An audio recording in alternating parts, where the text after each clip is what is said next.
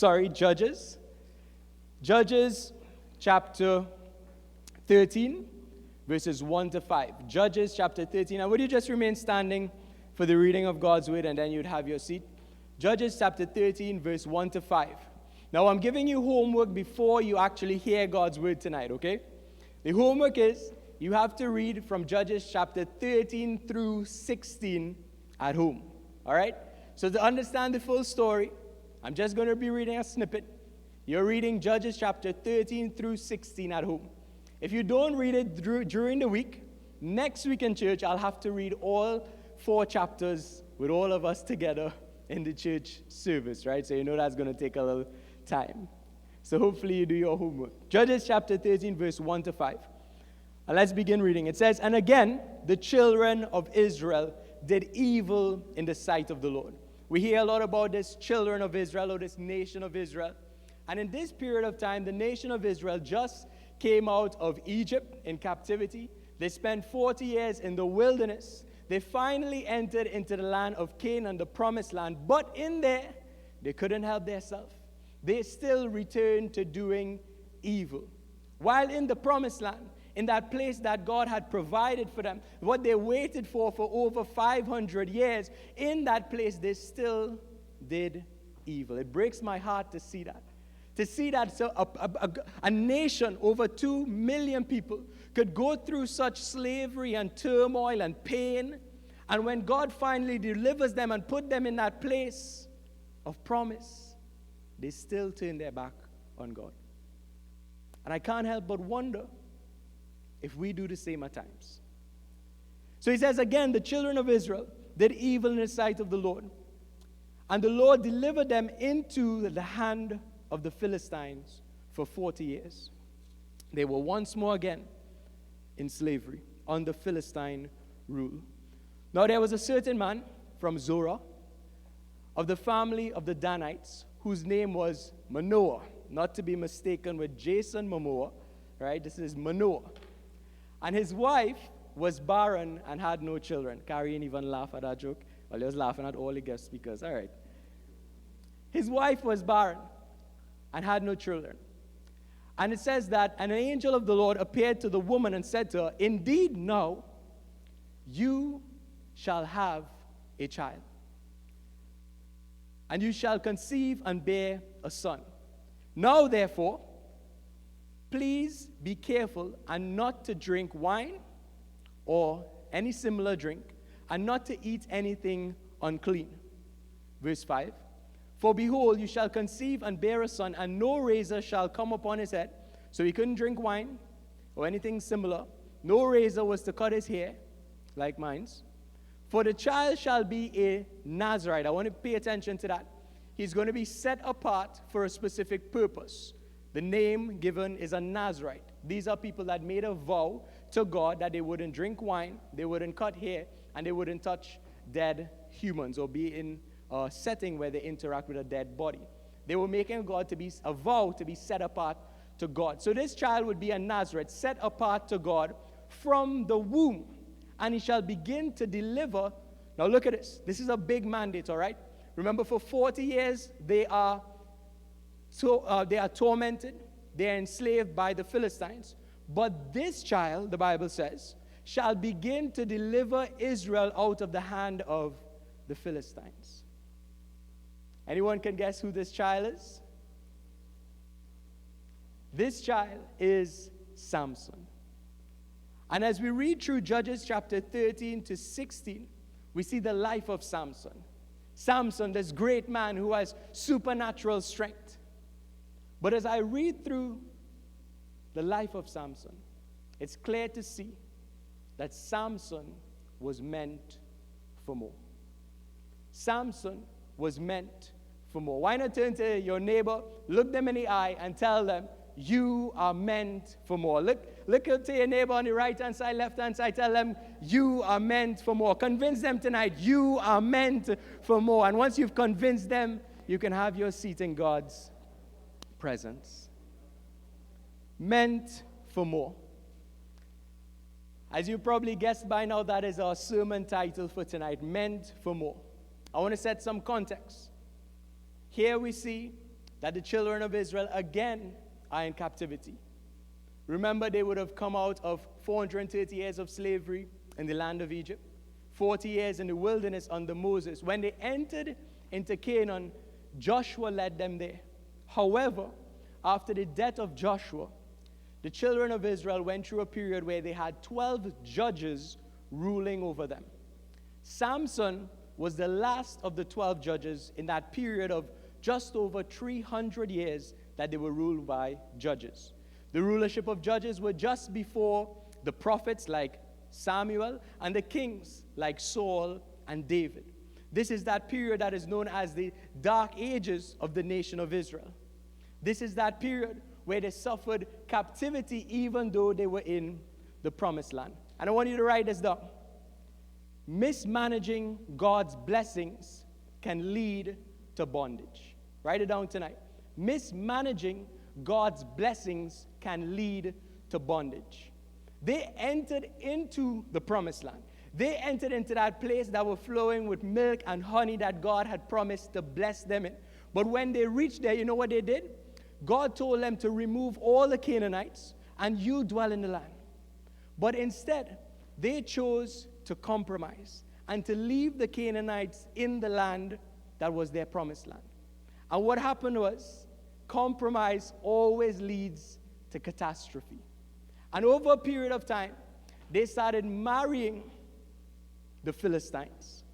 They started having offsprings that were serving pagan gods. And over a period of time, they returned to a place where they had turned their back on God because they weren't able to manage the blessing of God.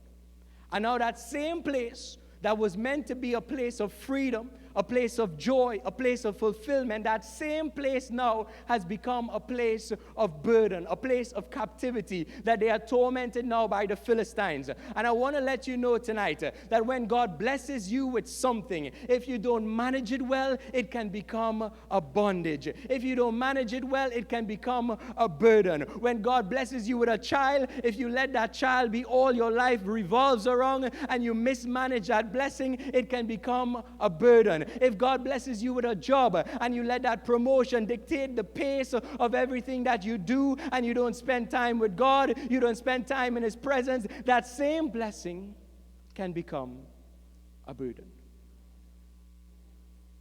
The funny thing is, they spent 430 years in Egypt in captivity. But when they entered into Egypt, they weren't a nation. They were a clan. 12 families, and these 12 families had kids. But through 430 years of slavery, God took them from just being a clan into a nation of 2 million people. And I just want to point that out tonight, that even in slavery, even in what the enemy has meant for evil, God can use that to strengthen you from being just a group, just a clan, into now leaving as a mighty nation. And even in bondage, God is able to manufacture something miraculous in your life. So this is where they're at.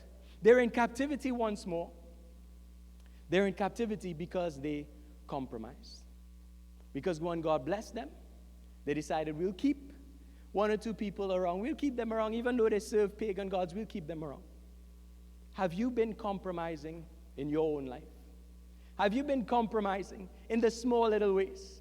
Because it's the small compromises that eventually leads to something catastrophic. They just left a few people in Canaan when God told them to get rid of all the Canaanites. But just a small compromise. Just a small amount of sin, just one lie a day, just one slip up a day, and it keeps building and building from where it's just something small, it's just one moment, it's just one thing, one moment of compromise, and it keeps leading and leading now into a place of captivity. And it's when we compromise, we end up being held hostage by the same thing that God told us to get rid of. So they're here now in captivity. 12 judges, Samson being the last of the judges. Now, I said that Samson had a big mandate. The Bible tells us that the angel said Samson would be the one to deliver them out of the hands of the Philistines. Now, for you who have read your story of Samson, or you've heard of it in Sunday school or kids' church, you know Samson to be this man who has supernatural strength. He kills some Philistines, but that's all he does. He kills 3,000 Philistines in total, when he was supposed to destroy all the Philistines that kept them captive. And Samson was meant for more. He was meant to destroy the rulership of all the Philistines. The Philistines would not be destroyed until later on, when David comes on the scene and David fights Goliath and David overcomes the Philistines. But Samson was meant for more. David, a scrawny little teenage boy, no supernatural strength, defeat Goliath. But Samson, who had the power of God to give him supernatural strength, he was able to tore open ropes. He was able to rip open the mouth of a lion. He was able to destroy the pillars of a temple. This strong man lived a mediocre life. He was meant for more. And I want you to write this down tonight. You can be strong and still stupid. You could be anointed and still not fulfill purpose. You could be gifted and still not use it. And that's what Samson was. He was mediocre and he was meant for more. And I want to tell you tonight, I came to tell you tonight, you are meant for more. But you can easily fall into the trap that Samson did, and you can live a mediocre life. You can live a mundane life. You can live a monotonous life, where you go to work, you clock in, you clock out, you get back home, you bathe, you iron your clothes, you get ready for work the other day, and you keep on going, and it's just a cycle. And it's mundane, it's boring, it's all predictable, and you're not fulfilling any purpose in your life. You feel empty on the inside, and you live mediocre when you were meant for more. I want to give you 3 reasons tonight that Samson lived a mediocre life. Number 1, let's write it down tonight. The first reason that Samson lived a mediocre life was Samson was self-serving. Samson was self-serving. Judges chapter 14, verses 5 to 6, it tells us that Samson, he went to a place called Timnah with his father and mother. And he came to a vineyard in Timnah. Now, I want you to pay attention. Where is he?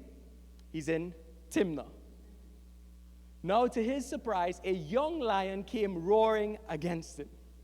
And look at what happens in verse 6. And the Spirit of the Lord came mightily upon him, and he tore the lion apart, as one would have torn apart a young goat.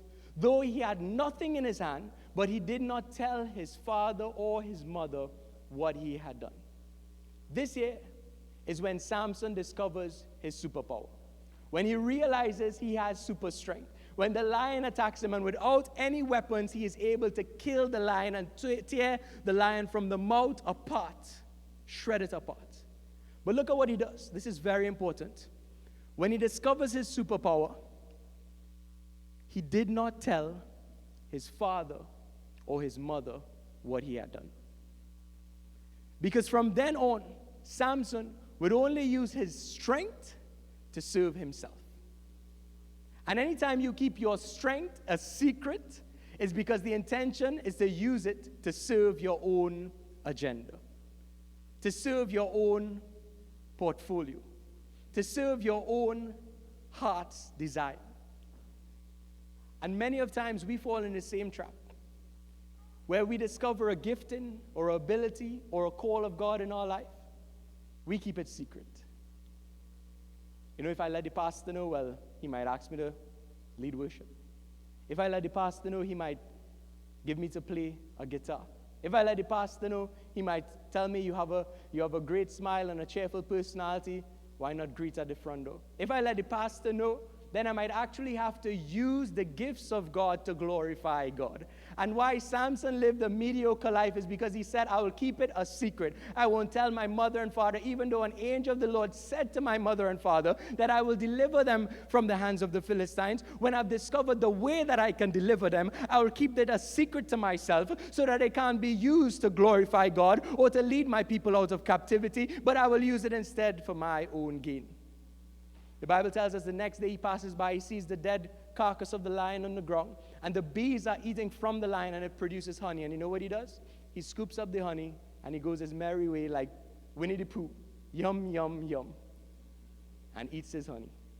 Never using his gift for what it was meant to do, because he was self-serving. Number two, second reason why Samson lived a mediocre life is Samson was stubborn. Let me see the hands of all the stubborn people. All the stubborn people in the house. All the stubborn people, let me see your hands. Samson was stubborn. Now we all know of the story of Samson and Delilah, right? Delilah on the loose.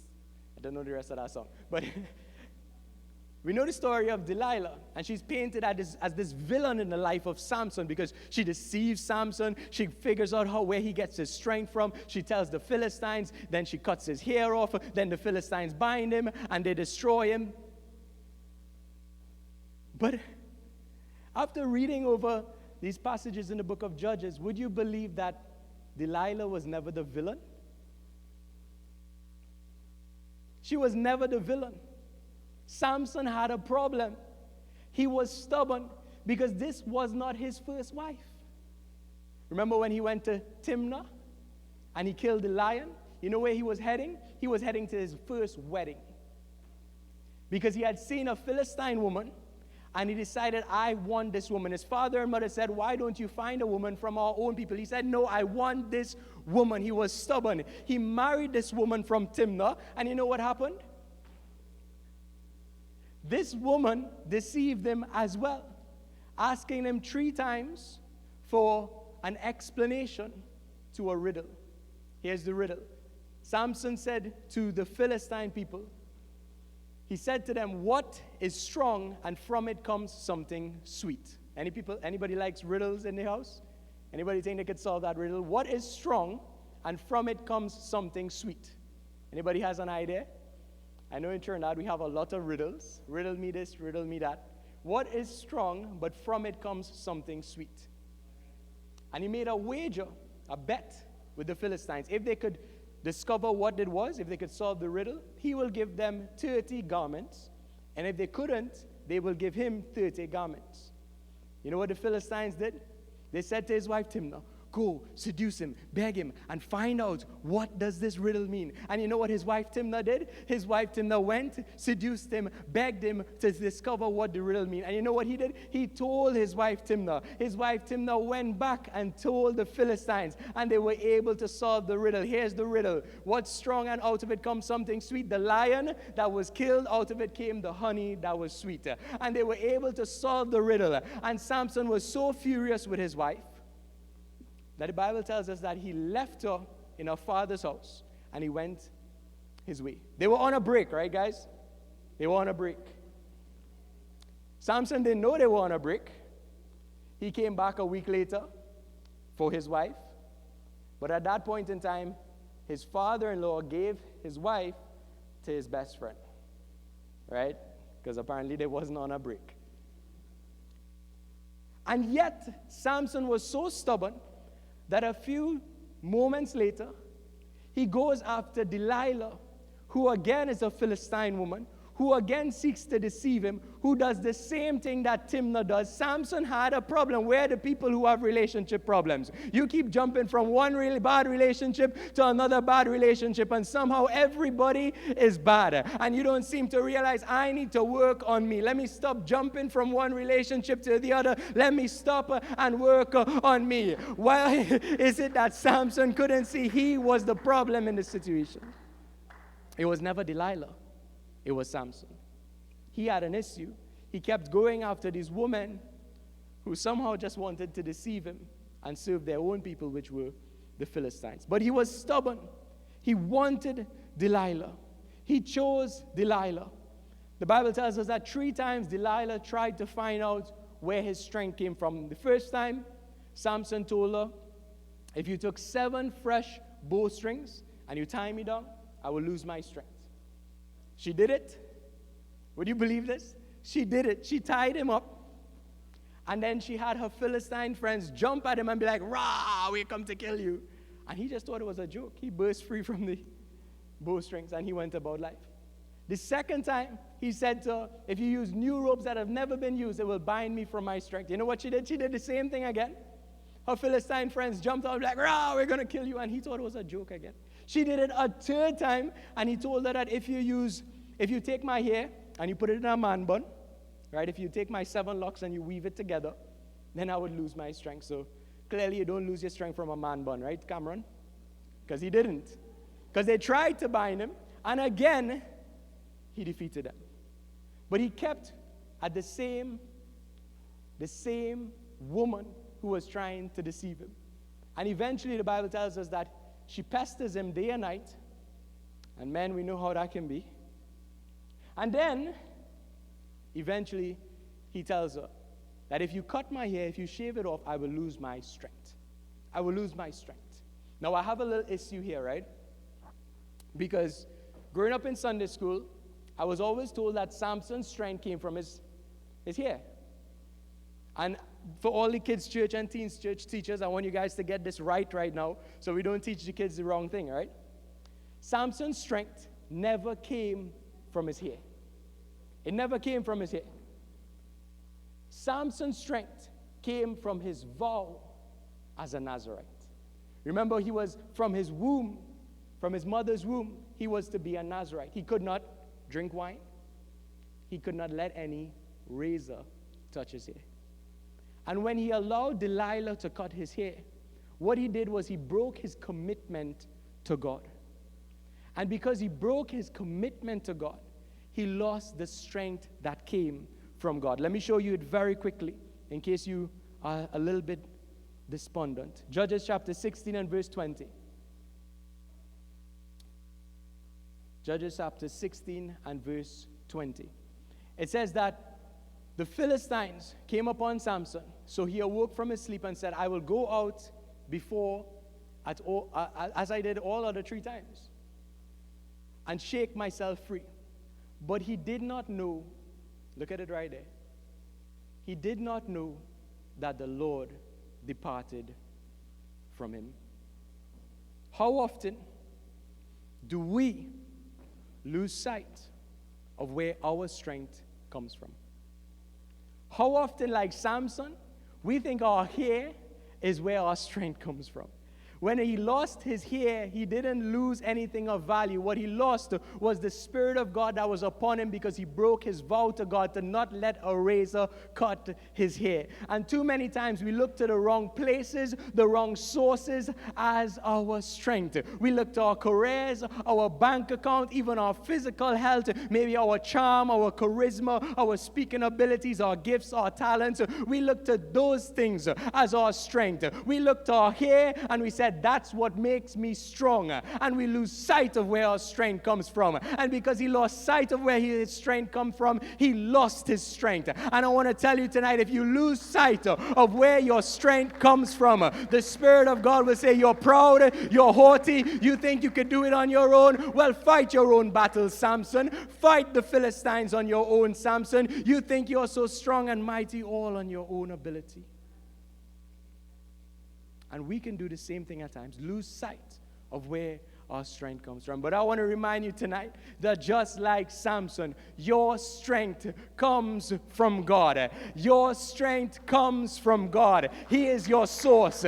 He is your strength. He is the one that keeps you. He is the one that shields you. He is the one that provides for you. He is the one that places gifts and talents and abilities in you. He is the one that places the dreams, the desires, the ideas, the creativities, the money to manage your business, the wisdom to manage your home. He is your strength. He is your source. Don't lose sight and place it on the things that you've obtained from the strength that has come from God, but be focused. My strength comes from God.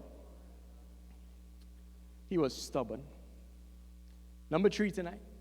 Third reason that Samson lived a mediocre life is Samson was sightless.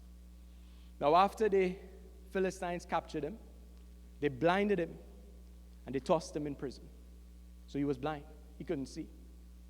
But the thing is, Samson was not sightless when they blinded him. Samson was sightless from birth. Because without vision, you can never fulfill purpose. And while he could have seen with his eyes all his life, He had no vision for the purpose of God or the call of God over him. What was he meant to do? He was meant to deliver his people from the Philistines. But instead of delivering them, he got in bed with them. And now he's in a place where he is blinded. But in that moment where he is blinded, Samson finally gains vision. Because the Bible tells us that he's tied to two pillars in the temple. And in that moment, he prays to God. And he says, God, give me strength that I could defeat my enemies. Never before he wanted to defeat the Philistines. He wanted to lay with them. He wanted to have wages with them. And he even did kill some of them, but was always out of his own self-seeking purpose to benefit him. But in this moment, he prayed, God, give me strength. And it's in his moment of being blind, of losing sight, where he gains perspective on God's purpose for his life. And it's in that final moment that Samson does the greatest thing that he does in his entire life, where he kills 3,000 Philistines. He was still meant for more, but in that moment he killed 3,000 Philistines. And the thing about it is that, just like Samson, sometimes we need to hit rock bottom before we realize that we need to live a righteous life. Sometimes we need to be sick in our body to realize that our strength always came from God. Sometimes we need to be a little bit lost in direction to realize that God is the one that directs my step. And it was only when he became blind that he truly gained vision. We see the same thing happen in the New Testament with Saul, who is then converted to Paul. On the road to Damascus, Saul was a man that was murdering Christians. Saul was a man that stood while they stoned Thomas the disciple to death. Saul was heading to Damascus to round up all the Christians and to stone them. But on the road to Damascus, somebody say Damascus, on the road to Damascus, the Lord knocked him off his horse. Sometimes God just has to knock us off our butt. He knocks him off his horse and he blinds him in that moment. And it's only when Saul becomes blind, he finally sees a vision of who Jesus is. And he says, "Who are you, Master?" And Jesus says to him, "I am the one that you've been persecuted." And the Bible tells us that scales fell from the eyes of Saul, and he became Paul. And it was in that moment where he gained a fresh perspective on life, where he was truly able to see what God had destined for him. It was then Paul went on to raise up churches all over the Eastern Hemisphere. It was then, the Western Hemisphere. It was then that Paul went on to write 13 books in the New Testament. It was then that Paul went on to suffer for the gospel's sake, to be in prison and still carry on writing letters to encourage the believers. It was only when he had that moment of hitting rock bottom, of losing his sight, is when he gained vision. And I want to let you know right now, if you feel like you are sightless, if you feel as though you've hit rock bottom, if you feel as though you just don't know what to do next, I want to tell you, turn to God, because he finally wants to give you vision. You've been aimless all this time. You've been like Samson. You've been selfish. You've been stubborn. You've been sightless. But God finally wants to give you vision. And he's saying, in your rock bottom moment, turn to me. Let me open your eyes. Let me show you what I have for you. Because what I have for you is far better than what you have ever dreamed or imagined. What I have for you is far more purposeful than the things that you've been chasing after. So turn to God. Say, God, give me vision. God, let me see where you are taking me. I know I'm meant for more. I don't want to be living mediocre. I want to fulfill my calling. Samson was sightless. And where Samson failed, Jesus fulfilled. Samson was meant for more. Jesus fulfilled all when it came to the purpose of God in his life. And where Samson was selfish or self-serving, you know what Jesus was? Jesus was selfless. The Bible records 37 miracles that Jesus does. As a matter of fact, if we look at John chapter 21 and verse 25, John says, look at what he says. He says, and therefore, there are also many other things that Jesus did. Remember, they recorded 37 miracles. But look at what he says. There are also many other things that Jesus did, which if they were written one by one, I suppose that even the world itself could not contain the books that would be written.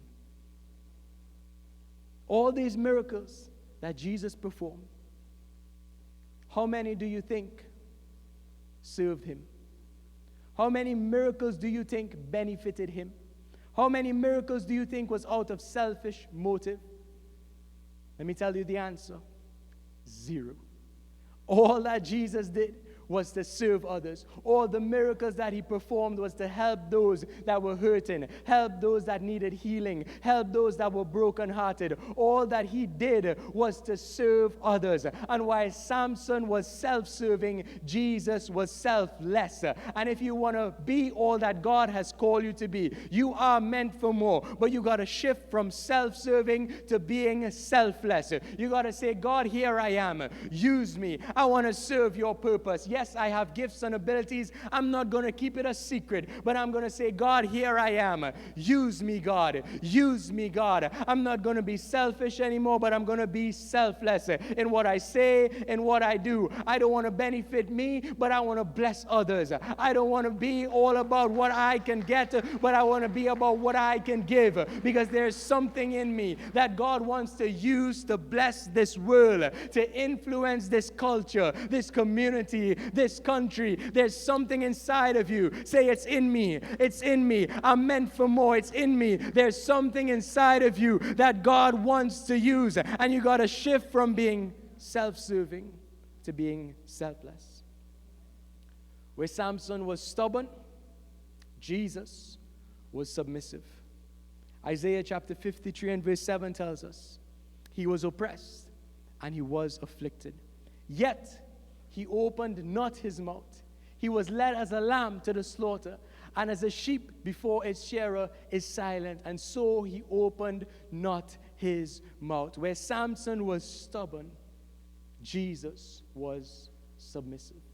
He said, God, not my will, but let your will be done. Not my ways, God. Your ways are higher than mine. And thirdly, where Samson was sightless, Jesus was set on the cross. The cross before me, the world behind me. No turning back. No turning back. The cross before me, the world behind me. No turning back.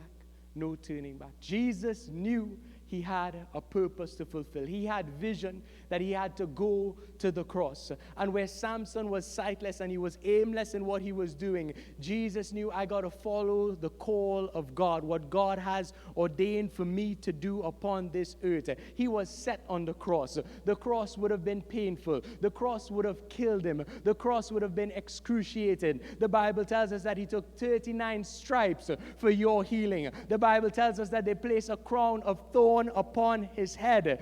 They gave him hyssop and vinegar to drink when he thirsted. They nailed him by his 2 hands and by his feet. They took a spear and they pierced it through his side just to make sure that he was dead. Did he know that he would face that pain? Yes, he did. He was God. He knew what was ahead of him. But he said, I'm set on the cross because it's through that pain that I'll fulfill purpose, and I have a purpose. I came to seek and to save that which is lost. I came to be the way, the truth, and the life, so that my people can have relationship with God. He was set on a cross. He was set on his purpose, and he went all the way up to Calvary's hill, and he was crucified for you, so that you can be cured, so that you can be whole, so that your brokenness can be mended, so that your relationships can be healthy, so that your addiction addictions can be broken. He went to that cross because he said, the cross before me, the world behind me. I'm set on the cross.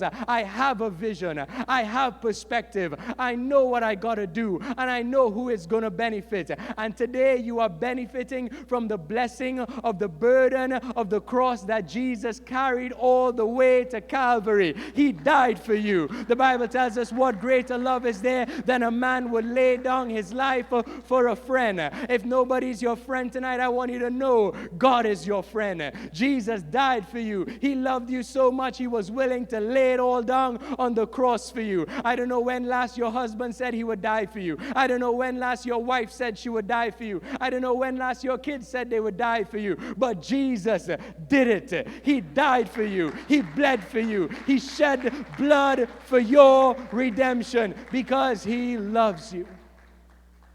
He loves you. Oh, how he loves you. You are meant for more. Say it out loud. I am meant for more. I am meant for more. I am meant for more. I'm not going to be like Samson, but I'm going to be like Jesus because I am meant for more. Dr. Miles Monroe once said that the place of greatest potential is in the graveyard. Let me repeat that. The place of greatest potential is in the graveyard. You see, at the graveyard, there are songs that were never written.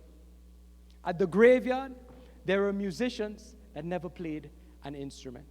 At the graveyard, there are books that never made it on shelves. At the graveyard, there are ideas that never materialized. At the graveyard, there are apps that were never invented. At the graveyard, there are businesses that were never launched. At the graveyard, there are preachers that never preached a sermon. At the graveyard, there are churches that were never planted because there was so much potential, but they died with it on the inside. They were meant for more, but like Samson, they never fulfilled it in this lifetime. And I don't want you to end up in the graveyard with all the potential left inside of you, but I want you to release it into God's hands and let God bring it into materialism, bring it out of you so that you can fulfill a purpose. You are meant for more. You have great potential, but don't let it be just potential. Let it be a reality. Don't live in the mundane. Don't live in the mediocre. Don't live stuck in cycles, doing the same thing over and over, but live a life that is fulfilling. Live a life that is pleasing unto God. Live a life that is purposeful. You are meant for more. You are meant for more. Let's stand to our feet tonight.